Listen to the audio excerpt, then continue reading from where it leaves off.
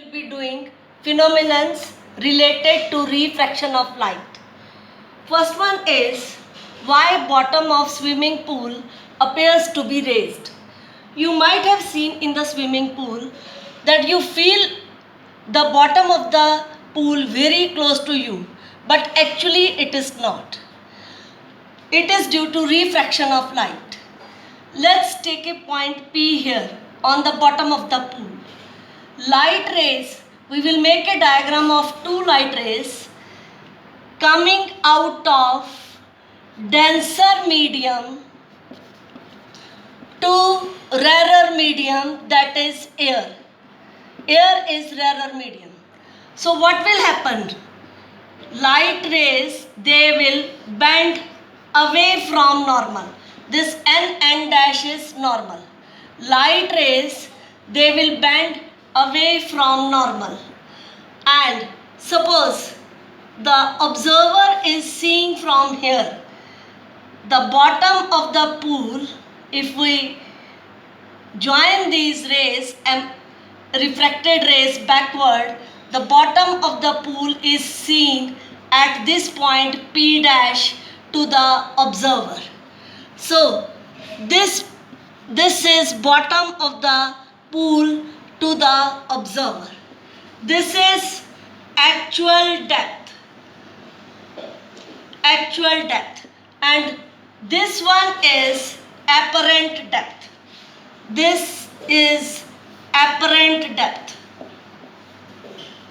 Apparent depth means the depth which is appears to the observer, and observer is here looking from this side. Same is applied why a coin appears to be raised in a glass tumbler filled with water. Here is the glass tumbler filled with water and a coin is kept here. Again, two rays coming out of the coin, striking the coin, what they will do? They will bend away from the normal.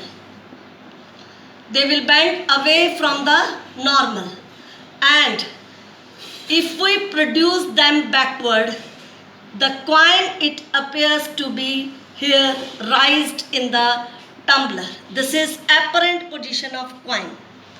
This is actual position, and this one is apparent position of coin. And coin appears to be raised. Same is why pencil partially immersed in water appears to be bent at the surface of water. Now partially immersed pencil is there.